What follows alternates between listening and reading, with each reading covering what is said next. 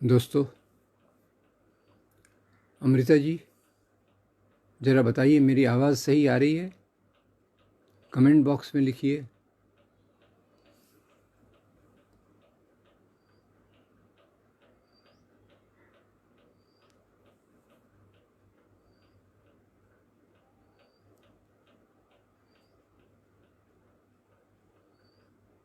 Hello.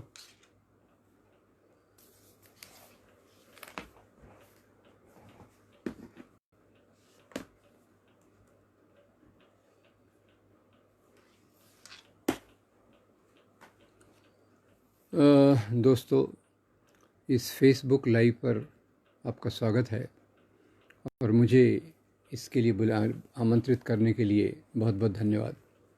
आज का जो विषय है वो कोरोना महामारी का संकट और सांप्रदायिक हिंदुत्व की राजनीति। ये दो विषय मेरे ख्याल से आज बहुत महत्वपूर्ण हैं। एक तो पूरी दुनिया और भारत उसमें इस संकट से जूझ रहे हैं, जो संकट केवल किसी एक देश में सीमित नहीं है पर दुनिया में, पूरी दुनिया में फैला हुआ है। और दूसरे साथ साथ कि जो आज की शासक पार्टी है वो हिंदुत्व में विश्वास रखती है, वो शासक पार्टी हिंदू राष्ट्र की कल्पना में विश्वास रखती है और उसकी इस राजनीति को समझना और ये जो उस प्रकार के उन्होंने प्रोग्राम लिए हैं उसका उनके गहरे एजेंडा से क्या संबंध है, ये दोनों चीज़ों के बारे में हम बातचीत करेंगे। पहले तो ये बता दूं कि कोरोना का जो संकट है, कोरोना की महामारी, ये जनवरी में तो काफ़ी क्लियर हो गई थी और दिसंबर एंड से वुहान चाइना में चालू हो गई। और उसके बाद जब केरल के कुछ स्टूडेंट्स जो वुहान के मेडिकल कॉलेज में पढ़ते हैं, वो जब यहाँ छुट्टियों में आए तो उसी के साथ शायद वो कोरोना लेकर आए। ये 2019 की बात है और जब दिसंबर एंड से ये बात शुरू हुई, जनवरी तक WHO ने दुनिया में एक वार्निंग इशू की कि कोरोना का संकट एक दुनिया की महामारी के रूप में फैल सकता है। और इसी के साथ 12 फरवरी को राहुल गांधी ने एक ट्वीट किया कि सरकार ने कोरोना संकट के बारे में ध्यान देना चाहिए।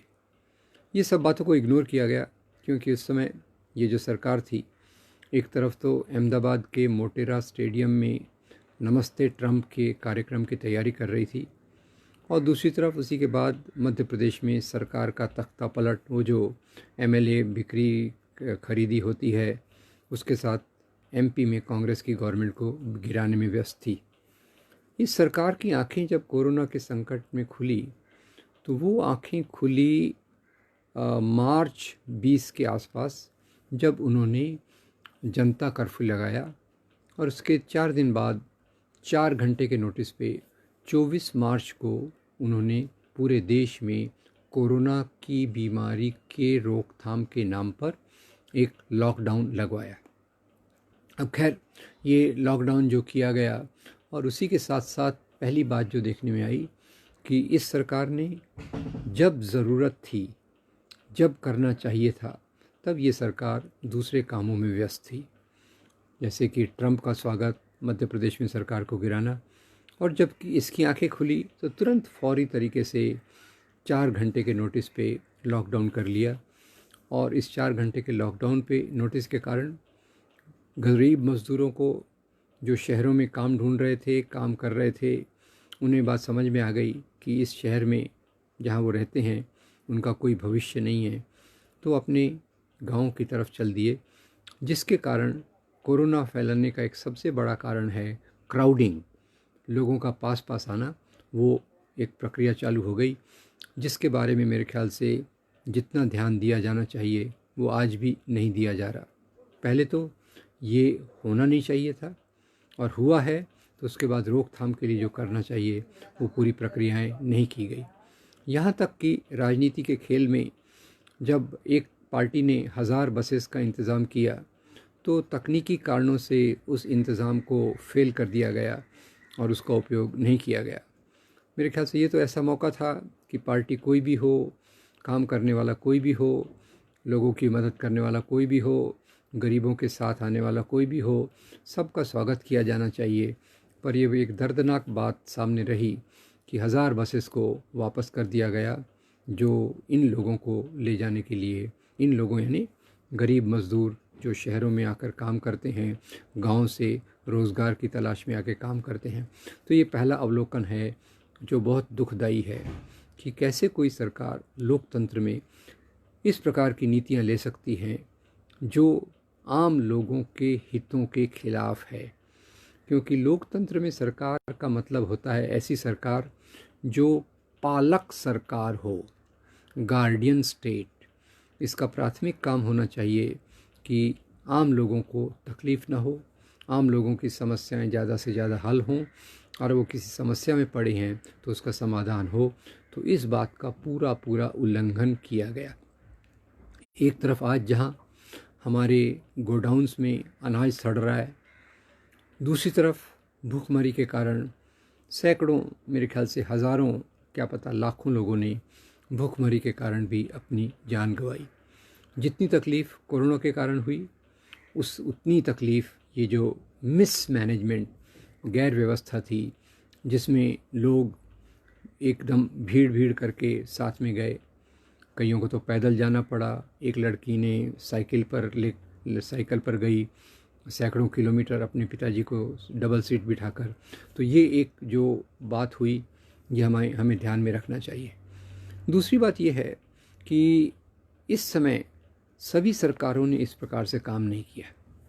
जहाँ एक प्रकार से पूरे देश में इस प्रकार का एक गड़बड़ का माहौल रहा, तकलीफ़ का माहौल रहा, उसमें एक राज्य खड़ा रहा सामने जिसने पालक सरकार के रूप में बेहतरीन काम किया, और उस राज्य का नाम है केरल। केरल में जो भी सरकार हो वो एक बात है, पर इन्होंने, और केरल में जो स्वास्थ्य व्यवस्था है वो कमर्शियल नहीं है। बाकी जगहों पर आज हेल्थ व्यवस्था को, स्वास्थ्य व्यवस्था को एक उद्योग के रूप में देखा जा रहा है। हेल्थ इंडस्ट्री इसे कहा जा रहा है।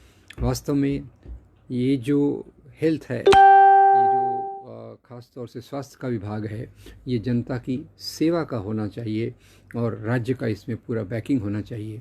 तो जो नेटवर्क, जो इनका जाल बिछा होना चाहिए कि आम लोग इसका फ़ायदा ले सकें, उसके उलट पूरे देश में एक प्रक्रिया है जहाँ प्राइवेट हॉस्पिटल्स, जिनको गरीब लोग अफोर्ड नहीं कर सकते, गरीब लोग जहाँ जा नहीं सकते, और दूसरी तरफ सरकारी अस्पतालों की उपेक्षा। इसी के साथ साथ केरल में एक तो स्वास्थ्य सुविधाओं का अच्छा लेवल, और सरकार की नीतियाँ जहाँ उन्होंने आम व्यक्ति को और गरीब व्यक्ति को सामने रखकर अपनी नीतियाँ बनाई कि अगर लॉकडाउन हो रहा है तो उन्हें राशन की कमी होगी, राशन उन्हें कैसे पहुंचाया जाए। अगर वो लॉकडाउन हो रहा है तो कई लोगों के पास खाने पीने की समस्या होगी, इसको कैसे हल किया जाए। तो जैसे मैं अब एक प्रशंसा से अभिभूत हो गया जब मैंने देखा कि केरल सरकार ने 1000 ईटरीज़, जिसको इंग्लिश में ईटरीज़ कहते हैं, ईटरीज़ जहाँ लोग खाना खा सकें मुफ्त में, इस प्रकार की चीज़ें केरल सरकार ने शुरू की। ये दोनों सराहनीय कदम हैं। लगे हाथ ये कोरिलेशन, ये संबंध भी हमको देखना चाहिए कि दुनिया की 3-4 जगहों पर जहाँ कोरोना का अच्छा मैनेजमेंट हुआ है, उसमें सोशलिस्ट कम्युनिस्ट सरकारें रही हैं। भारत में केरल को देखिए, इधर वियतनाम को देखिए, इधर क्यूबा को देखिए। इन तीनों जगह पर एक अच्छी तरह से कोरोना का मैनेजमेंट हुआ। और जहाँ पूंजीवाद अपने नग्न रूप में, लेज़ेस फेयर, जो जीता वो Sikandar, survival of the fittest के आधार पे काम करता है। अमेरिका इतना धनी देश होने के बावजूद कोरोना का सबसे ज़्यादा प्रभाव वहीं है। खैर, भारत में भी जो प्रभाव हमने देखा उसका एक कारण तो ये भी है। और दूसरा, अब आता हूँ कि इसके सांप्रदायिक पहलू जो हैं उसको समझने के पहले केवल एक बात बता दूं कि इस कोरोना के दौरान भी 2 कदम ऐसे उठाए गए जिससे एक और यहाँ के अल्पसंख्यकों को बदनाम करने की कोशिश की गई। और दूसरी ओर हमारे पाठ्यक्रम में ऐसे परिवर्तन लाने की कोशिश की गई जिससे जो हमारे भारतीय राष्ट्रवाद के मूल्य हैं, धर्मनिरपेक्षता के मूल्य हैं, नागरिक अधिकारों के मूल्य हैं, मानव अधिकारों के मूल्य हैं, सत्ता के विकेंद्रीकरण के मूल्य हैं, उन मूल्यों को पाठ्यक्रम से हटाने की बात हो रही है। तो पहले क्या हुआ? पहले जैसे मैंने बताया, सरकार मार्च के मध्य तक सोती रही, जागा तो जनता कर्फ्यू, और उसी दौरान ये जो आज गोदी मीडिया इस सरकार के समांतर चल रहा है, क्योंकि मीडिया का काम होना चाहिए सरकार की आलोचना। मीडिया जो है वो हमारे लोकतंत्र का चौथा खंभा है, जो सरकार की नीतियों की ऑडिटिंग, निगरानी रखता है कि ये नीतियां कहाँ गलत हो रही। पर मीडिया के एक बड़े तबके ने आज ऐसा रोल अपना लिया है कि वो सरकार की नीतियों की कितनी तारीफ़ की जाए और विपक्ष की कितनी निंदा की जाए, इस बात पर उसका पूरा जोर है। और इसी के साथ जो एक उन्होंने अल्पसंख्यकों के खिलाफ नफ़रत का माहौल खड़ा किया। आपको बता दूं, 13 मार्च से 15 मार्च तक तबलीगी जमात की सेमिनार दिल्ली में निज़ामुद्दीन पुलिस स्टेशन के बगल में चल रही थी। ये सेमिनार पूरे परमिशन लेकर आए थे, लोग वीज़ा लेकर आए थे, एयरपोर्ट्स पर के माध्यम से आए थे, कोई इल्लीगल तरीके से नहीं आए। और इनमें से कुछ एक व्यक्ति जो सेमिनार से वापस गया वो कश्मीर में, और 6 लोग तेलंगाना में इनकी मृत्यु हो गई।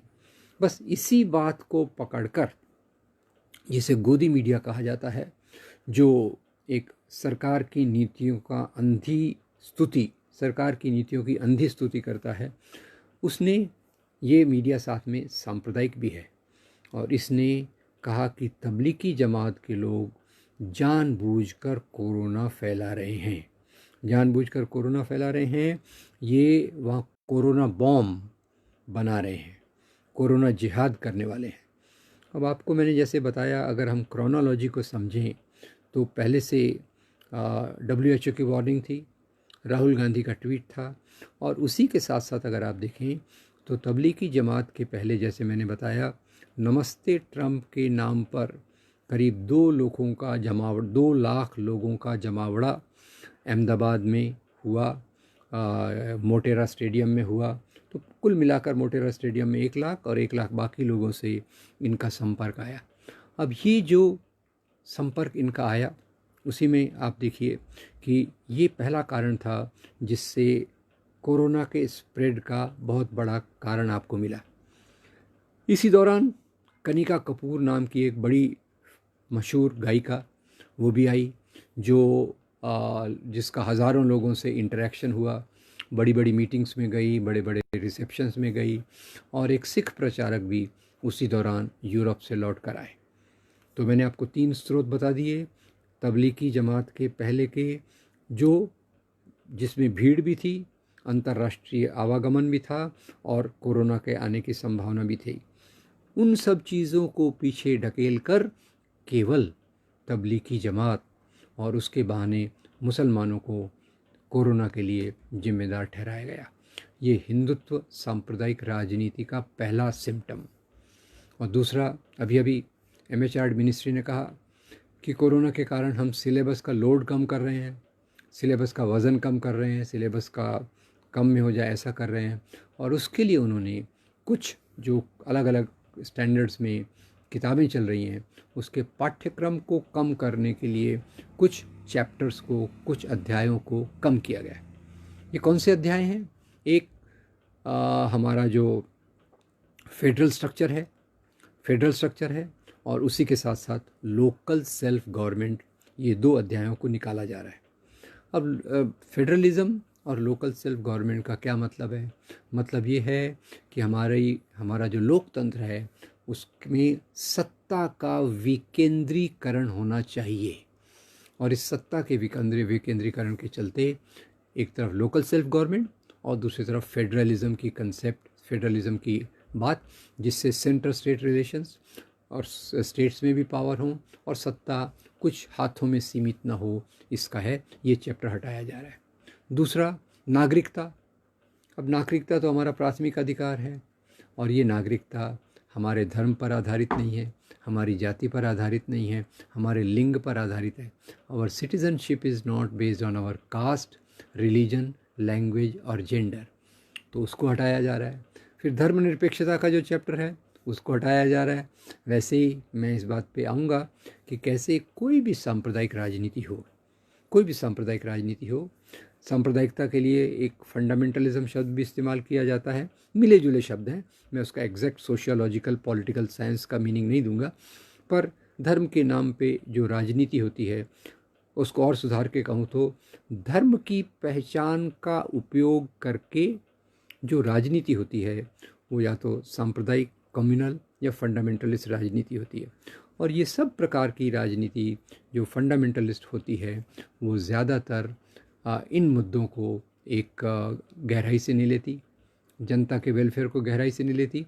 और ये सब राजनीतियाँ वो बुद्ध धर्म के नाम पे हो, वो ईसाई धर्म के नाम पे हो, वो इस्लाम के नाम पे हो, या भारत में हिंदू धर्म के नाम पर हो, ये धर्मनिरपेक्षता की कल्पना को विदेशी कल्पना मानते हैं।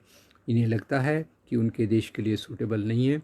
वास्तव में मैं बताना चाहूँगा धर्मनिरपेक्षता और लोकतंत्र ये एक सिक्के के दो पहलू हैं। लोकतंत्र तभी चल सकता है जब हम सभी धर्मों के लोगों को बराबर का नागरिक माने और सरकार उनके साथ ऐसा ट्रीटमेंट करे कि ये सब लोग भारत के बराबरी के नागरिक हैं। तो ये चैप्टर्स को हटाने के पीछे भी हमें एक प्रकार की सांप्रदायिकता दिखाई दे रही है, और वो सांप्रदायिकता निश्चित रूप से उस पार्टी की नागरिक सांप्रदायिकता है जो हिंदू धर्म के नाम पर राज्य कर रही है। दूसरी बात बता दूं कि मैं यह केवल एक ही सांप्रदायिकता की बात नहीं कर रहा। भारत में मेजॉरिटी सांप्रदायिकता है और माइनॉरिटी सांप्रदायिकता है। पंडित जवाहरलाल नेहरू ये कहते हैं कि किसी भी देश में जो मेजॉरिटी कम्युनिटी के नाम पे राजनीति आती है, मेजॉरिटी कम्युनिटी के नाम पे जो सांप्रदायिकता होती है वो ज़्यादा खतरनाक होती है। क्यों खतरनाक होती है? क्योंकि वो अपने आप को राष्ट्रवाद के रूप में प्रस्तुत करती है, और ये राष्ट्रवाद को जो प्रस्तुत करती है उसके कारण इसका एक अलग प्रभाव होता है, जो प्रभाव हमारे समाज के लिए बहुत नुकसानदायक होता है। खैर, तो ये जो चीज़ मैं आपको बता रहा हूँ कि अब यहाँ मैं थोड़ा इस पर आ जाऊँ, क्या भारत में सांप्रदायिकता का धर्म के मूल्यों से कोई संबंध है? क्या सांप्रदायिकता धर्म के कारण होती है? तो यहाँ मैं आपको थोड़ा सा भारत में सांप्रदायिक राजनीति के उदय की बात बता दूं, और उसके साथ फिर मैं हिंदू सांप्रदायिकता का थोड़ा विस्तार में दूंगा। तो पहली बात यह है कि सांप्रदायिकता ये एक आधुनिक प्रक्रिया है। इस बात को याद रखिए, सांप्रदायिकता जो आती है वो धर्मनिरपेक्ष लोकतंत्र के जवाब में उसका विरोध करने के लिए आती है। आशा है इस बात को याद रखेंगे। सांप्रदायिकता यानी हिंदू मुस्लिम तनाव नहीं, केवल हिंदू मुस्लिम तनाव तो इसका ऊपरी दिखने वाला एक भाग है। It is a superficially visible part of a deeper politics of communalism. दूसरा, भारत में हिंदू राजा भी हुए, मुसलमान भी राजा हुए, पर वो कभी धर्म के आधार पे नहीं लड़ते थे। ज़्यादातर उनकी लड़ाइयाँ सत्ता के लिए थी, संपत्ति के लिए थी। तो उसको भी हम सांप्रदायिकता नहीं कह सकते कि मुसलमान राजा का राज्य, हिंदू राजा का राज्य। यहाँ थोड़ा मैं विस्तार में जाना चाहूँगा, क्योंकि हमारे दिमाग में ये बात ठूस ठूस कर डाली गई है कि भारत में जो मुख्य समस्या है वो मध्ययुगीन काल के कारण है, ये मुसलमान राजाओं के कारण है। इसका मैं थोड़े से बता दूँ कि राजा धर्म के आधार पे राज्य नहीं करते थे। जो जेम्स मिल ने भारत के इतिहास को हिंदू युग, मुस्लिम युग और आधुनिक ब्रिटिश युग के रूप में बांटा है, वो सांप्रदायिकता की जड़ों को गहरा करने का काम था। वास्तव में देखा जाए तो एक ज़मींदारी समाज में, सामंती समाज में जो मुख्य बात हमें समझने की होती है वो है लगान की व्यवस्था। एक क्रूर व्यवस्था जिसमें गरीब किसान पूरे समाज का बोझ ढोता है। तो हिंदू राजा हो या मुसलमान राजा हो, गरीब किसान को उसी प्रकार का लगान देना पड़ता है। याद रखिए, कोई मुस्लिम राजा हो तो वो मुस्लिम प्रजा पर लगान माफ़ नहीं किया उसने।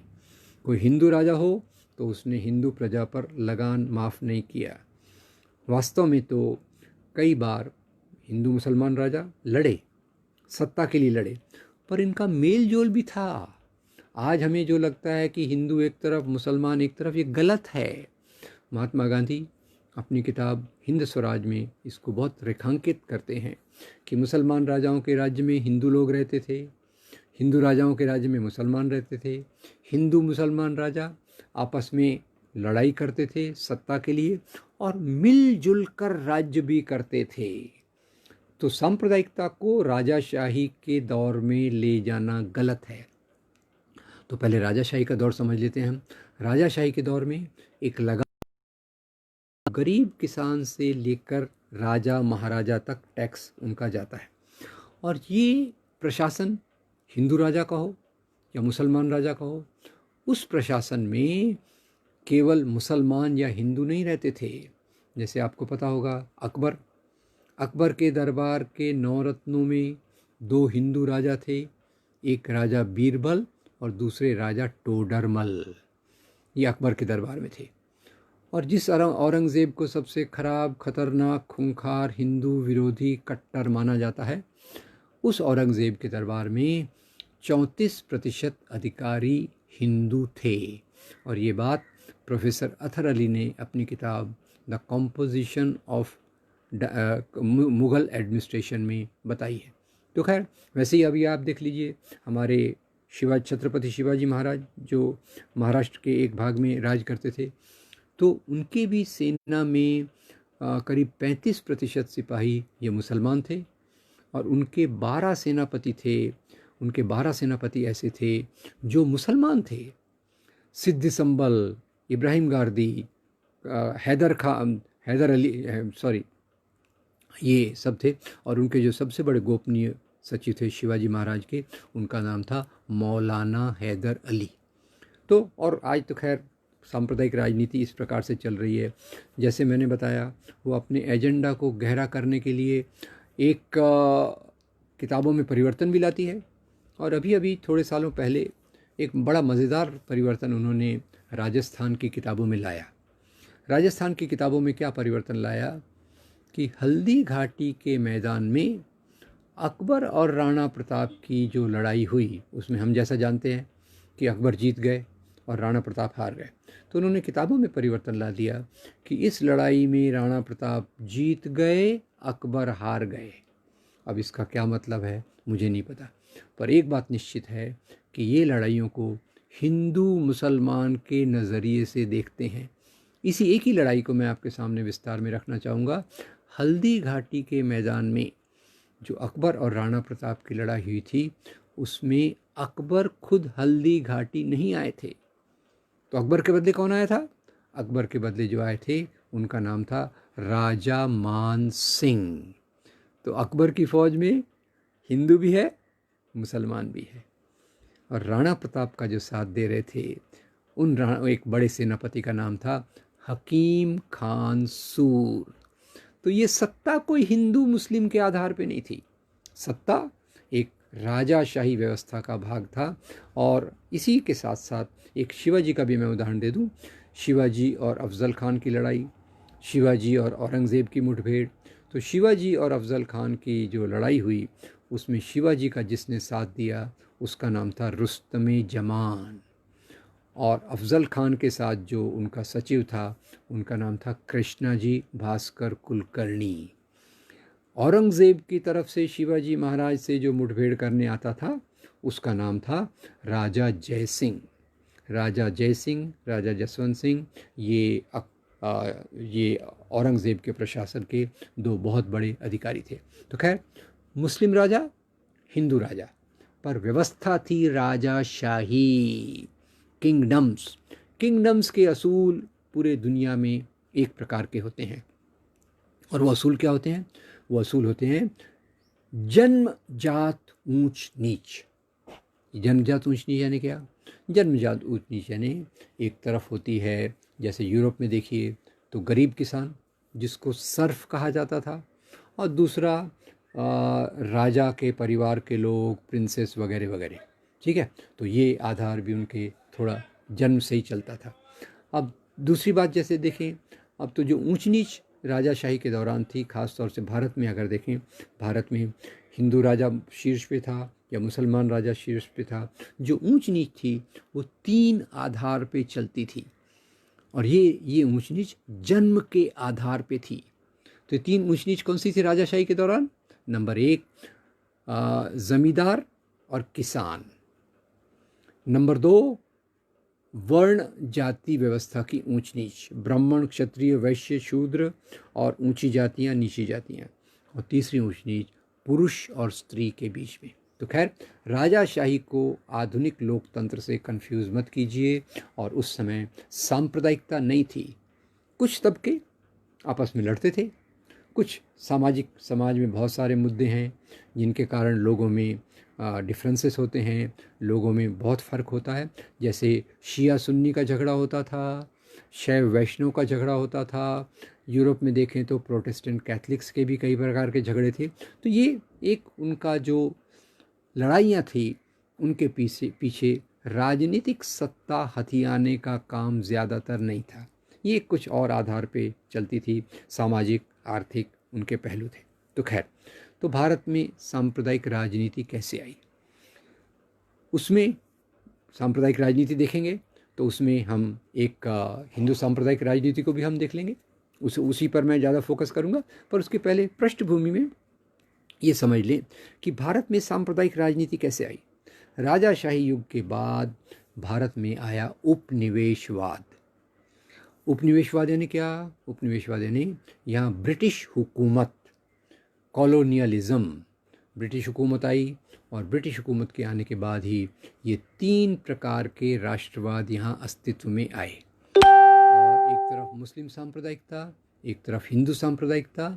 ये उसी समय उभरे भारतीय राष्ट्रवाद का विरोध करने के लिए। ये बड़ी मज़ेदार चीज़ है। इसको अगर आप समझ लेंगे तो आज की सांप्रदायिक राजनीति, वो इजिप्ट में मुस्लिम ब्रदरहुड की हो, अफ़गानिस्तान में तालिबान की हो, पाकिस्तान में मुस्लिम लीग टाइप ऑर्गेनाइजेशंस की हो, या भारत में आरएसएस भाजपा की हो, ये आप बिल्कुल क्लियरली समझ लेंगे।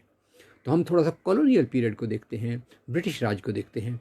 तो आप मन में सोचिए, भारत में अंग्रेज़ क्यों आए? व्यापार। शुरुआत कैसे हुई? व्यापार। व्यापार के बाद क्या? शासन। और शासन के बाद ही वो यहाँ की संपत्ति को बड़े पैमाने पर लूट कर ले गए। भारत की संपत्ति को बड़े पैमाने पर लूट कर ले गए। और ये जो अंग्रेज़ों का ये युग था, उसमें देखिए कि पहले यहाँ मुस्लिम राजा भी थे, हिंदू राजा भी थे। राजाओं की फ़ौजें दूसरे क्षेत्रों में जाकर लूट मार करती थी। महाराष्ट्र की मराठा सेनाएं सूरत में गई लूटमार करने, बंगाल में गई लूटमार करने। तो लूटमार केवल मुसलमान राजा करते थे, ये बात गलत है। तैमूर है, महमूद गजनवी है, वो भी लूटमार करने वाले थे। पर सभी राजाओं की फ़ौजें लूटमार करती थी। तो मुसलमान राजा 2 प्रकार के। एक राजा वो जो आए लूट मार करके चले गए। दूसरे राजा 11वीं शताब्दी के बाद से ख़ास तौर से आए, यहाँ उन्होंने लड़ाइयाँ जीती और यहाँ अपना शासन भी प्रस्थापित किया। पर ये जो मुसलमान राजाओं ने यहाँ राज्य किया, वो यहाँ की संपत्ति लूटकर बाहर नहीं ले गए। यहाँ रहे, यहाँ मरे, इसी मिट्टी में खाक हो गए। शोषण तो किया उन्होंने, पर संपत्ति बाहर नहीं ले गए। अंग्रेज़ों में फ़र्क क्या है? अंग्रेज़ों ने शोषण भी किया और साथ में हमारी बहुत बड़ी संपत्ति यहाँ से लूटकर इंग्लैंड ले गए। ये बात आपको शशि थरूर की किताब the dark era of empire में विस्तार में देखने को मिलेगी। Dark era of empire, Shashi Tharoor. खैर, अब अंग्रेज़ यहाँ आते हैं और वो लूटमार भी उनको करनी है, शासन भी करना है। ये सब चीज़ों के लिए कुछ परिवर्तन जो आधुनिक समय से मैच करते हैं, ऐसे कुछ परिवर्तन ले आते हैं। और इसको मैं थोड़ा सा मजाकिया तरीके से, क्योंकि हम याद रख सकें, इसके आधार पे रखना चाहूँगा। तो पहला परिवर्तन जो लाए वो थे रेलगाड़ी। क्या था प्राथमिक उद्देश्य? कि दिल्ली का सामान बम्बई ले जाओ, बम्बई से फिर लंदन ले जाओ, दिल्ली का सामान कलकत्ता ले जाओ, कलकत्ता से फिर लंदन ले जाओ, जो भी उनका रूट हो। तो पहला था रेलगाड़ी, इसको आप याद रखिए, रेल। दूसरा परिवर्तन था ब्रिटिश वाइसरॉय को जो यहाँ के ऑफिसर्स को पत्र भेजना था, उसके लिए उन्होंने टेलीफोन, टेलीग्राफ, पोस्टल सिस्टम लाया। इसके पहले क्या था? ट्रांसफर कम्युनिकेशन का क्या साधन था इसके पहले? अब आप लोग कहेंगे कबूतर। भाई कबूतर तो थे, पर कबूतरों में एक बहुत प्यारी चीज़ है, कबूतर जनरली लव लेटर्स ले जाते थे। ये एडमिनिस्ट्रेटिव काम उनका जिम्मे नहीं आता था। एडमिनिस्ट्रेटिव काम वो घुड़सवार जाता था। तो अंग्रेज़ सत्ता ने बोला कहाँ घुड़सवार, कब कलकत्ता से निकलेगा, कल त्रिवेंद्रम पहुँचेगा। तो उसके बदले like telephone, telegraph, postal system. इसको याद रखिए, मेल। पहला क्या था? रेल। अब क्या आ गया? मेल। अब तीसरी चीज़ जो आई, आधुनिक शिक्षा। उनको क्लर्क पैदा करने थे, असिस्टेंट्स पैदा करने थे, उसके लिए बोला है आधुनिक शिक्षा। मॉडर्न एजुकेशन, मॉडर्न जुडिशरी, आधुनिक न्याय व्यवस्था और आधुनिक जेल सिस्टम। अब इस पूरे कॉम्प्लेक्स को सिर्फ याद रखने के लिए मैं कहता हूँ जेल। तो 3 परिवर्तन कौन से हो गए? रेल, मेल और जेल। अब इसी के साथ समाज में परिवर्तन हुए, और समाज में ऐसे परिवर्तन हुए कि एक तरफ भारतीय राष्ट्रवाद की नींव आई और दूसरी तरफ धर्म के नाम की राष्ट्रवाद की नींव आई। मुस्लिम राष्ट्रवाद और हिंदू राष्ट्रवाद। और हिंदुत्व सांप्रदायिकता ये हिंदू राष्ट्रवाद का एक भाग है। इसलिए थोड़ा सा हम पहले समझ लें कि अंग्रेज़ों के आने के कारण यहाँ सामाजिक आर्थिक परिवर्तन कौन से हुए। तो अंग्रेज़ों के आने के कारण ये जो चीज़ें आई, उसमें 3 चीज़ें मैंने आपको बता दी, और इसी के साथ 3 नए वर्ग अस्तित्व में आए। वर्ग यानी क्या? वर्ग यानी वो लोग जो एक प्रकार का काम करते हैं। एक प्रकार का काम करते हैं तो इसमें पहला वर्ग जो आया वो था व्यापारी उद्योगपति, टाटा, बिरला, बजाज, सिंघानिया, डालमिया। दूसरा वर्ग आया आधुनिक शिक्षित वर्ग, और तीसरा वर्ग आया फैक्ट्रियों में काम करने वाला मजदूर। याद रहेगा, व्यापारी उद्योगपति, मजदूर वर्ग और शिक्षित वर्ग। इनको मैं कहता हूँ उभरते हुए वर्ग, जिन्होंने आधुनिक भारत का निर्माण किया, जिन्होंने आधुनिक भारत का सपना देखा, जिन्होंने आधुनिक एक तरफ आज़ादी के आंदोलन की लड़ाई की, दूसरी तरफ आधुनिक लोकतांत्रिक मूल्यों को सामने रखा। तो ये उभरते वर्ग हो गए। अब इन्हीं में से निकला भारतीय राष्ट्रवाद, इनमें से निकला बाहुल्यवाद, विविधता, डाइवर्सिटी, इन्हीं में से निकला सेकुलरिज्म, इन्हीं में से निकला वो मूल्य जो फेडरलिज्म, डाइवर्सिटी और बाकी सब चीज़ों में हम करते हैं। ये एक तरफ हो गया। अब दूसरी तरफ जो थे पुराने शासक। पुराने शासक कौन थे? राजा, नवाब, ज़मींदार, जागीरदार, जो हिंदू भी थे, मुसलमान भी थे। अब इसमें हिंदू मुसलमान दोनों शासकों ने देखा कि सत्ता और अर्थव्यवस्था हमारे हाथों से फिसल रही है, हमारा पावर कमज़ोर हो रहा है। इसीलिए मैं इनको क्या कह रहा हूँ? डूबते हुए वर्ग, जो डूबे नहीं और हमको सांप्रदायिकता का एक बहुत तकलीफ़ वाली चीज़ देखे गए। तो ये डूबते वर्गों में राजा, नवाब, ज़मींदार, जागीरदार, शुरू में हिंदू, मुसलमान, राजा, नवाब एक साथ आए, एक संगठन बनाया। पर अंग्रेज़ भी कुछ कम नहीं थे। अंग्रेज़ों ने अपनी फूट डालो और राज करो की नीति लगाई और इसमें हिंदू मुसलमान के नाम पर बंटवारा कर दिया। तो 1906 में आ गई मुस्लिम लीग, और 1915 में आ गई हिंदू महासभा, और 1925 में आ गई वो संगठन जिसका नाम आप गेस कीजिए, उसका संगठन जो आज पूरे सत्ताधारी वर्ग का ऊपर उसका नियंत्रण करने वाला है। क्या नाम है उसका? राष्ट्रीय स्वयं सेवक संघ। तो ख्याल कीजिए, अब मैं 3 लोगों को यहाँ ले आता हूँ जो उभरते वर्गों का प्रतिनिधित्व करते हैं। भारत का इतिहास बहुत बड़ा है, आज़ादी का इतिहास बहुत बड़ा है, इसमें सैकड़ों नायक, हज़ारों नायक हैं, मैं सबकी बात नहीं कर रहा। प्रतीक के रूप में मैं 3 लोगों को सामने रख रहा हूँ। मेरे पहले नायक हैं शहीद भगत सिंह। याद रखिए, मैं क्या आपकी टेस्ट ले रहा हूँ मन ही मन में। मैं आपको कहना चाहता हूँ कि इनके संगठनों के नाम में क्या फ़र्क है। आप कहेंगे अरे नाम में क्या लिखा है, शेक्सपियर कहते हैं what is in the name, rose should be known by its fragrance. नाम में क्या रखा है ऐसा आप कहेंगे, पर देखिए दोस्तों, संगठनों के नाम में उनका एजेंडा छुपा होता है।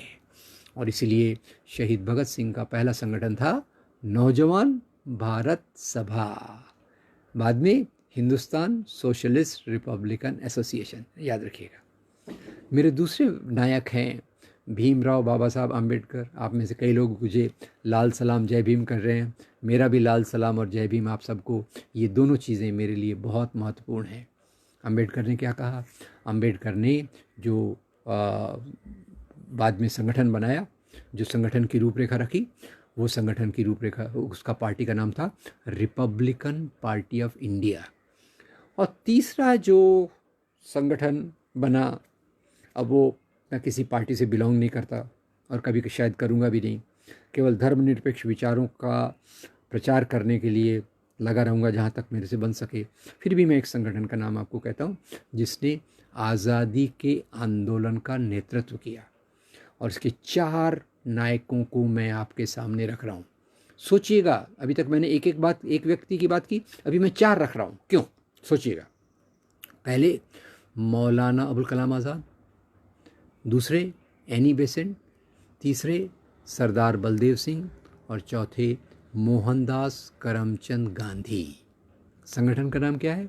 भारतीय राष्ट्रीय कांग्रेस, जो हम उम्मीद करते हैं कि मजबूत हो और सांप्रदायिक ताकतों का मुकाबला करे, पर वो तब तक सांप्रदायिक ताकतों का मुकाबला नहीं कर सकता जब तक देश के धर्मनिरपेक्षता के मानने वाले एक प्लेटफॉर्म पर अपने डिफरेंसेस के बावजूद एक प्लेटफॉर्म जब तक नहीं आएंगे, इस सांप्रदायिक ताकत का मुकाबला नहीं हो सकता। खैर, अब ये हो गए जिन्होंने भारतीय राष्ट्र की बात की।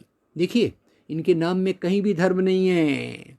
अब दूसरी तरफ आते हैं हिंदू सांप्रदायिकता, मुस्लिम सांप्रदायिकता। अब ये कहाँ से उपजी है? आम लोगों से या ख़ास लोगों से? ख़ास लोगों से। गरीब तबके से या उच्च तबके से? उच्च तबके से। तो शुरू में इनमें केवल राजा थे, नवाब थे, ज़मींदार थे, जागीरदार थे। बाद में चलकर कुछ शिक्षित लोग, कुछ सवर्ण लोग, कुछ संभ्रांत लोग इनके साथ जुड़ गए। और इसमें 3 संगठनों के नाम मैंने आपको फिर से मैं दोहरा रहा हूँ। पहले व्यक्ति का नाम है मोहम्मद अली जिन्ना, पार्टी का नाम मुस्लिम लीग। दूसरे व्यक्ति का नाम है विनायक दामोदर सावरकर, जिसमें पूरा अलग से एक लेक्चर हो सकता है, मैं केवल इतना बताऊंगा। उनके 2 भाग थे। पहला भाग था ब्रिटिश विरोधी, दूसरा भाग था ब्रिटिश समर्थक। और वो माफ़ी मांगकर अंग्रेज़ों की जेल से, अंडमान से छूट कर आए, और आने के बाद उन्होंने कौन सी पार्टी ज्वाइन की? हिंदू महासभा। ख्याल कीजिए, मुस्लिम लीग, हिंदू महासभा। और हिंदू महासभा भी सावरकर का हमको विस्तार में लेना पड़ेगा, क्योंकि आपने हिंदुत्व शब्द का रखा है टाइटल में, हिंदुत्व और हिंदू सांप्रदायिक। तो सावरकर वो व्यक्ति थे जिन्होंने हिंदुत्व शब्द, जो 50 साल पहले 1880 के दशक में एक व्यक्ति ने लाया था, उस शब्द को ज़्यादा मजबूत किया। हिंदुत्व, और इसी के साथ उन्होंने हिंदू राष्ट्र की कल्पना रखी। तो 3 प्रकार का राष्ट्रवाद आ गया, भगत सिंह, अंबेडकर, गांधी वाला भारतीय राष्ट्रवाद, और दूसरी तरफ मुस्लिम राष्ट्रवाद, जिन्ना मुस्लिम लीग का। अब ये मुस्लिम राष्ट्रवाद ने क्या किया? मुस्लिम राष्ट्रवाद ने कहा, 8वीं शताब्दी से मोहम्मद बिन कासिम ने जब सिंध पे आक्रमण किया, तब से हम यहाँ एक मुस्लिम देश के रूप में हैं। और मज़े की बात यह है, वो कहते हैं मोहम्मद बिन कासिम जो है वो हमारे देश का पहला नागरिक है। जरा कभी सोचिएगा, राजा नागरिक हो सकता है क्या? उसका बेचारे का इतना डिमोशन कर रहे हैं। वो तो राजा था, प्रजा तो अलग होती है, और उस समय नागरिकता की कल्पना ही नहीं थी। खैर, अब ये हो गया मुस्लिम राष्ट्रवाद, उस पर मैं ज़्यादा फोकस नहीं करूँगा, मैं फोकस करूँगा हिंदू राष्ट्रवाद पे। अब ये तो 8वीं शताब्दी से इन्होंने क्लेम किया, तो हिंदू महासभा और बाद में आरएसएस ने कहा, अरे भैया आप तो 1200 साल से मुस्लिम राष्ट्र हैं, हम हिंदू तो 5000, 8000, 20000, क्या पता अनादिकाल से एक हिंदू राष्ट्र के रूप में यहाँ रह रहे हैं। वेरी गुड यार, मुझे लगता है समाज हमेशा परिवर्तनशील होता है, ऐसा मुझे लगता है।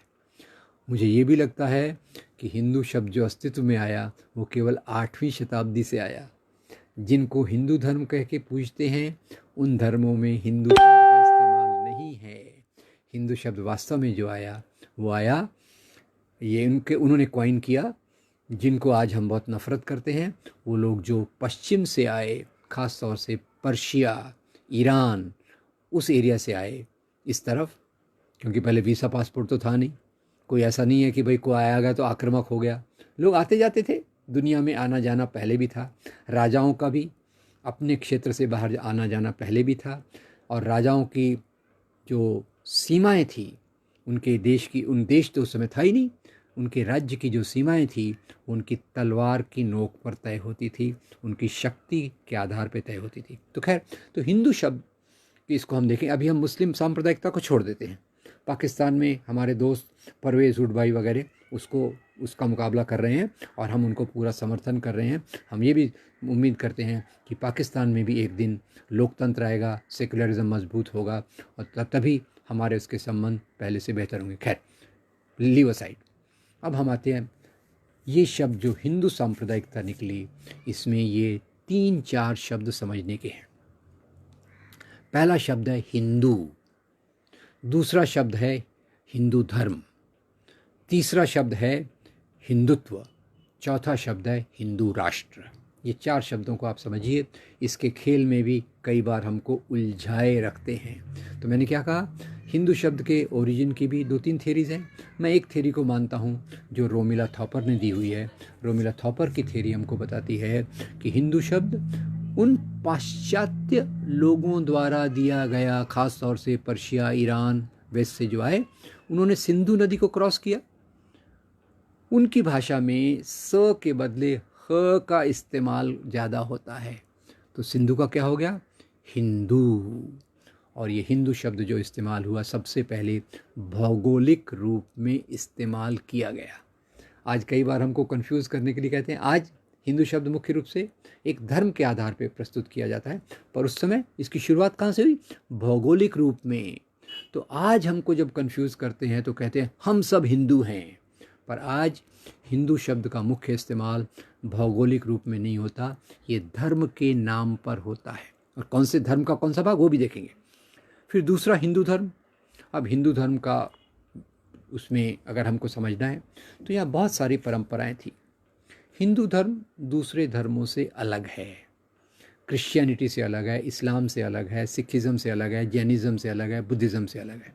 वैसे तो सभी धर्म अलग अलग हैं, पर हिंदू धर्म में एक ख़ास बात जो है कि हिंदू धर्म में एक पैगंबर, 1 प्रॉफिट नहीं है। हिंदू धर्म में एक धार्मिक किताब नहीं है। हिंदू धर्म में एक प्रकार की क्लर्जी नहीं है। आज उसको बनाने की कोशिश कर रहे हैं, जिसको सोशियोलॉजिस्ट कहते हैं सेमिटाइजिंग द हिंदू रिलीजन। उसमें एक धार्मिक किताब गीता, एक धार्मिक हीरो राम, और तीसरा आचार्य के आधार पे हिंदू धर्म को लाने की कोशिश की जा रही है। तो हिंदू धर्म में वास्तव में बहुत सारी परंपराएं हैं। Hinduism is a coalition of multiple traditions. ये मल्टीपल ट्रेडिशन कौन सी हैं, नाथ, तंत्र, भक्ति, शैव, सिद्धांत, एट्सेट्रा एट्सेट्रा। पर ये सभी परंपराएं उतनी महत्वपूर्ण नहीं हैं। सामाजिक वर्चस्व में एक ही परंपरा ज़्यादा मजबूत है, और इसीलिए बाबा साहब अम्बेडकर लिखते हैं हिंदुइज्म इज़ ब्राह्मणिक थियोलॉजी, यानी इसमें जो ब्राह्मणवादी तत्व है वो सबसे मजबूत है। बाकी तत्व, अब वो कैसे ब्राह्मणवाद को सबसे ज़्यादा महत्व दिया गया, समाज में ब्राह्मणों का जो वर्चस्व था, वो खैर अंग्रेज़ों ने आके भी जब उनको हिंदू धर्म को समझना था तो उन्होंने भी ब्राह्मणों को अप्रोच किया कि भाई बताइए ये क्या धर्म है, हमको तो कुछ समझ नहीं रहा।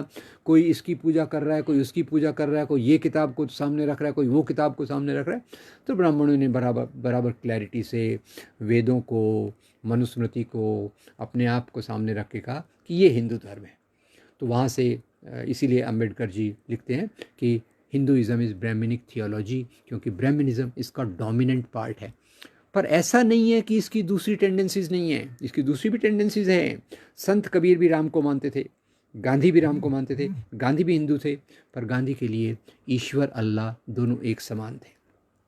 गांधी के लिए हिंदू धर्म की वो परंपरा जो उदार मतवाद, बाहुल्यवाद, जो इस बात को मानती है आनो भद्रा क्रत्वो यंतु विश्वता, इस्लाम से कुछ अच्छा मिला ले लो, ईसाई धर्म से कुछ अच्छा मिला ले लो, बुद्ध धर्म से अच्छा मिला, ले लो। ये उस परंपरा के वाहक गांधी जी थे, और वो इसलिए ये हिंदू धर्म को समझना है तो इतना आसान नहीं है हिंदू धर्म की। पर आज जो परंपरा राजनीतिक लोगों द्वारा सामने रखी जा रही है वो है ब्राह्मणवाद। तो ये दूसरा हो गया हिंदू धर्म। तीसरा हो गया हिंदुत्व।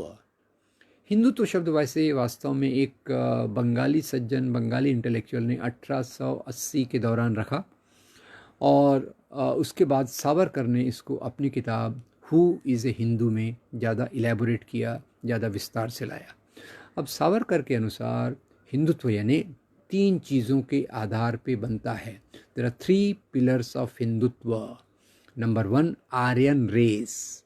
अब आर्य का क्या करेंगे, द्रविड़ का क्या करेंगे, रेस की थ्योरी आजकल चलती है कि नहीं चलती, हम सब मिले जुले हैं। ये जो नई पॉपुलेशन जेनेटिक्स जो हमको बताता है वो एक है, पर सावरकर कहते हैं Aryan race, superior Aryan race इसका आधार है। नंबर 2 इसमें कल्चर यानी रिलीजन यानी ब्राह्मणवादी मूल्य। और तीसरा वो ज़मीन जो सिंधु नदी से समुद्र तक फैली है, ये ज़मीन, तीनों को मिला के हिंदुत्व बनता है। हिंदुत्व ये धर्म नहीं है, हिंदुत्व ये एक राजनीति है। हिंदुत्व एक राजनीति है जो मोटे में कहूँ तो ब्राह्मणवादी मूल्यों को आधुनिक परिवेश में, ये याद रखिएगा, ये ब्राह्मणवादी मूल्य जो 2000 साल पहले थे, 1000 साल पहले थे, ये उस प्रकार के मूल्यों की बात नहीं कर रहे। आधुनिक भाषा में, गोलमाल भाषा में उसको आगे रख रहे हैं। तो ये 3 आधार पे हिंदुत्व आया, और चौथा उन्होंने इसी के आधार पे हिंदू राष्ट्र की बात की। अनादिकाल से हिंदू राष्ट्र। अब आप तो जानते हैं कि अनादिकाल में किस प्रकार की व्यवस्था थी। हिंदू धर्म का इस प्रकार से नाम नहीं था, आजकल उसको सनातन धर्म भी कहा जा रहा है। पर आपको ये बताऊं कि समाज के मूल्य हमेशा बदलते रहते हैं, और सबसे जो मूल्य हमको वेदों में मिलते हैं, कई लोग वेदों से इसको आइडेंटिफाई करते हैं, और उसका निचोड़ मनुस्मृति में मिलता है। और वो मनुस्मृति में जो मूल्य मिलते हैं उसके बारे में बताऊंगा, वो है जन्म जात ऊंच नीच। और ये जन्म जात ऊंच नीच के आधार पे हिंदू राष्ट्र की कल्पना में सावरकर ने कहा कि ये देश में रहने वाले जो लोग इस धरती को पितृभूमि और पुण्य भूमि मानते हैं वो हिंदू है। तो हिंदू की राजनीतिक परिभाषा हो गई कि आप यहीं पुण्य भूमि मानो, इसी को पितृभूमि मानो, फादरलैंड मानो। तो मेरे सामने कई बार सवाल होता है, इतने सारे NRI इंडियंस हैं, इतने सारे NRI इंडियंस हैं जो पूरे दुनिया भर में फैले हुए हैं, जिनकी मातृभूमि पैदा तो यहाँ हुए पर कमाते वहाँ हैं, तो वो किसको पितृभूमि कहेंगे। दूसरा ख्याल कीजिए, सावरकर मातृभूमि नहीं कहते, वो पितृभूमि कहते हैं। और उस समय यूरोप में जो फैशन था फाशिस्ट लोगों का, वो देश को फादरलैंड के नाम से जानते थे। तो क्या शब्द मैंने कहा, हिंदू धर्म, हिंदुत्व और हिंदू राष्ट्र। तो खैर, तो ये जो सांप्रदायिकता के 2 पहलू थे, एक मुस्लिम सांप्रदायिकता, एक हिंदू सांप्रदायिकता। हिंदू सांप्रदायिकता में शब्द आया हिंदुत्व। अब मोटे तौर पर देश के आम लोगों ने आज़ादी के आंदोलन के साथ अपने आप को जोड़ा, और समाज के संभ्रांत तबके, अपर कास्ट तबके, ये इनके साथ जुड़े रहे, सांप्रदायिक ताकतों के साथ जुड़े रहे, और उन्होंने आज़ादी के आंदोलन में किसी प्रकार का कोई योगदान नहीं दिया। भगत सिंह एक तरफ से कंट्रीब्यूट कर रहे हैं, अंबेडकर आधुनिक मूल्यों को सामने रख के कर रहे हैं, और गांधी पूरे देश को जोड़ रहे हैं। ये 3 मेजर सिंबल आज़ादी के आंदोलन में सामने आए।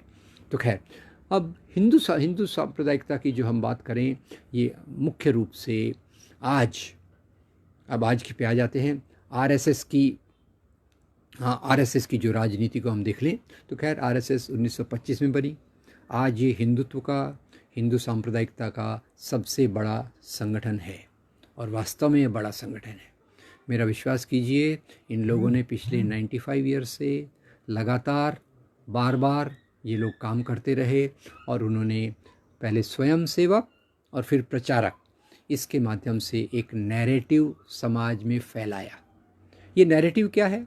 ये नैरेटिव है कि भाई हम अनादिकाल से हिंदू राष्ट्र हैं और हिंदू राष्ट्र में कोई प्रॉब्लम नहीं था, औरतों को बराबरी का दर्जा था, सभी जातियां बराबर की थी।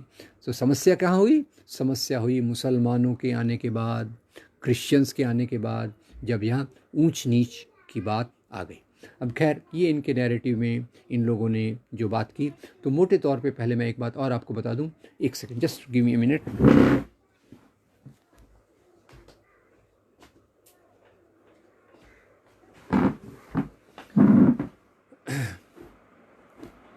तो मोटे तौर पे अगर आप इस बात को देखें तो इन मूल्यों को मैं दो व्यक्तियों के माध्यम से प्रस्तुत करता हूँ। दो व्यक्तियों के माध्यम से कौन सा प्रस्तुत करता हूँ? एक उभरते वर्गों के मूल्य के रूप में, एक डूबते वर्गों के मूल्य के रूप में। और मैं इस बात को बार बार दोहराऊंगा कि डूबते वर्गों के मूल्य में ये बुद्ध धर्म के नाम पे भी आ सकते हैं, इस्लाम के नाम पे भी आ सकते हैं, ये ईसाई धर्म के नाम पे आ सकते हैं, पर इनके मूल्यों को जो सामंतवादी, जमींदारी, राजाशाही के ग्रुप के लोग थे, उसी की भाषा में ये चलते हैं। तो मैं कंट्रास्ट कर रहा था। कंट्रास्ट क्या कर रहा था? कंपेयर, कंट्रास्ट, तुलना कर रहा था। एक तरफ अंबेडकर जो उभरते वर्गों के मूल्यों के प्रतीक के रूप में हैं, दूसरी तरफ एक व्यक्ति हैं जिनको शायद आपने सुना होगा, के सुदर्शन। सन 2000 में जो आरएसएस के मुखिया बने, सरसंघ चालक बने, और आरएसएस का सरसंघ चालक बनने के बाद उन्होंने कहा भारतीय संविधान विदेशी मूल्यों पे बना है, इसको फेंक दो और एक ऐसा संविधान लाओ जो भारतीय धर्म ग्रंथों पर आधारित है। दोस्तों, मैं आपसे पूछना चाहता हूँ, भारतीय संविधान के मुख्य मूल्य हैं समता, स्वतंत्रता, बंधुता और न्याय। ये मूल्य देशी विदेशी हैं या पूरी मानवता के हैं? ये आप लोग सोचिएगा। ये विदेशी हैं या पूरी मानवता के हैं? ये आप सोचिएगा। पर ये भी आपको बता दूँ कि जो भी धर्म के नाम पे राजनीति करते हैं, वो धर्म के नैतिक मूल्यों के आधार पे नहीं करते, धर्म की पहचान, जिस पर मैं थोड़ी देर में आऊँगा, उस पर बात करते हैं। तो वो मुस्लिम ब्रदरहुड हो, तालिबान हो, क्रिश्चियन फंडामेंटलिस्ट हो, बुद्धिस्ट फंडामेंटलिस्ट हो, सभी लोग इन मूल्यों के खिलाफ है। तो के सुदर्शन जी ने भी कहा कि ये मूल्य, भारतीय संविधान के मूल्य विदेशी, फेंक दो और एक ऐसे मूल्य लाओ जो भारतीय धर्म ग्रंथों पर आधारित है। तो आप पहचान लेंगे कौन सा भारतीय धर्म ग्रंथ है जिसमें समाज के, जाति के नियम दिए हुए हैं। आप पहचानिए या तुरंत पहचान लेंगे। दूसरी तरफ मैं जो भारतीय मूल्यों के रूप में जिसको रख रहा हूँ, ऐसे मूल्य बहुतों में थे पर एक प्रतीक के रूप में, भीमराव बाबा साहब अम्बेडकर जी ने अपने जीवन में 14 तालाब का आंदोलन किया कि भाई दलितों को भी सार्वजनिक कुओं पर पानी पीने का अधिकार है। कालाराम मंदिर का आंदोलन किया कि मंदिर प्रवेश, आप हमको हिंदू मानते हैं तो मंदिरों में भी प्रवेश दीजिए। और उसी के साथ साथ उन्होंने मनुस्मृति का दहन करवाया। मनुस्मृति का दहन करवाते समय बाबा साहब ने कहा, मनुस्मृति में शूद्र और स्त्रियों की गुलामी के कानून दिए हैं। मनुस्मृति में शूद्र और स्त्रियों के कानून दिए हैं, ये कानून मुझे मंजूर नहीं हैं, इसलिए मैं इस किताब को जला रहा हूँ। तो देखिए अंबेडकर क्या करते हैं, मनुस्मृति का दहन, और वही अंबेडकर भारतीय संविधान की ड्राफ्टिंग कमेटी के अध्यक्ष बनते हैं। और भारतीय संविधान हमें कौन से मूल्य देता है? स्वतंत्रता, समता, बंधुता, न्याय। और इस तरफ मैं रख रहा हूँ के सुदर्शन, आरएसएस और वो सभी संगठन जो धर्म के नाम पे राजनीति करते हैं, इसमें एक जो मूल्य होते हैं वो जन्मजात ऊंच नीच के होते हैं। तो खैर, अब ये प्रकार के संगठन किस प्रकार का काम करते हैं? ये प्रकार के संगठन ज़्यादातर भावनात्मक मुद्दों को लेकर काम करते हैं। पहले तो आपको बता दूं कि मुस्लिम लीग ने एक तरफ हिंदुओं के खिलाफ नफ़रत फैलाई, हिंदू महासभा आरएसएस ने मुसलमानों के खिलाफ नफ़रत फैलाई, और नफ़रत का पहला आधार था मध्ययुगीन काल में मुसलमान राजाओं का राज्य। मुस्लिम सांप्रदायिकता तो मानती थी कि मुसलमान यहाँ के राजा हैं और मुसलमानों को ही यहाँ सत्ता वापस मिलना चाहिए अंग्रेज़ों से, क्योंकि हमारी वास्तव वर्चस्व तो यहाँ मुसलमानों का था। और हिंदू महासभा आरएसएस मानती थी कि ये लोग आक्रामक हैं, विदेशी हैं, एट्सेट्रा एट्सेट्रा। पर आप ख्याल कीजिए, कोई भी कम्युनिटी यूनिफॉर्म नहीं होती, उसमें अमीर गरीब, ज़मींदार किसान, ये सब उसमें परिवर्तन होते हैं। और देश के आम लोगों ने आज़ादी के साथ आंदोलन में मिले, अंबेडकर के विचारों का समर्थन किया, भगत सिंह के विचारों से प्रेरणा ली। ये एक बात ख्याल कीजिए। तो खैर, मैं अब इस बात पे आता हूँ कि हिंदू सांप्रदायिकता ने मुस्लिमों के खिलाफ किस प्रकार से नफ़रत फैलाई। पहले कि भाई मुसलमान राजाओं ने हिंदुओं के मंदिर तोड़े, वेरी बैड। अब ये मैं आपको बताना चाहूँगा सारांश में, वक्त ज़्यादा न होने के कारण, मंदिर तोड़े गए मुसलमान राजाओं द्वारा, हिंदू राजाओं द्वारा। एक उदाहरण दे दूँ, कवि कल्हण की किताब राज तरंगिणी हमें बताती है कि 11वीं शताब्दी के राजा हर्षदेव ने अपने राज्य में एक नए ओहदे का निर्माण किया। उसका नाम था देवोत्पतन नायक। यानी क्या? वो अधिकारी जो देवताओं की मूर्तियों को उखाड़े। और इसका अपॉइंटमेंट कौन कर रहा है? मुस्लिम राजा या हिंदू राजा? एक हिंदू राजा। क्यों कर रहा है? ताकि वो संपत्ति को प्राप्त कर सके। ये पहला कारण है मंदिरों के तोड़े जाने का। जैसे औरंगज़ेब ने एक जगह काशी विश्वनाथ में मंदिर को तोड़ा, उसी के साथ उसने सैकड़ों मंदिरों को दान दिए। डॉक्टर विशंबरनाथ पांडे की एक किताब है द फरमान्स ऑफ किंग औरंगज़ेब, उसमें बताते हैं कि कैसे उन्होंने उत्तर भारत के बहुत सारे मंदिरों को दान दिए। और ये प्रजा की भावनाओं का आदर किए बगैर कोई भी राज्य नहीं कर सकता। ये बहुत विस्तृत विषय है, सॉरी मैं खुद के बारे में कह रहा हूँ। मैंने अपने यूट्यूब वीडियोज़ में मंदिर ध्वंस होने पे विस्तार में एक वीडियो बनाया है, तो इसलिए मैं इस पर यहाँ नहीं जाऊँगा। केवल इतना बताऊँगा, औरंगज़ेब ने एक जगह मंदिर तोड़ा, एक जगह मस्जिद भी तोड़ी। गोलकुंडा में मस्जिद तोड़ी, क्योंकि गोलकुंडा के नवाब ने उन्हें 3 दिया। मस्जिद भी तोड़ी और मंदिर। 3 उदाहरण मैं आपको दे दूं, मेरी याददाश्त अच्छी नहीं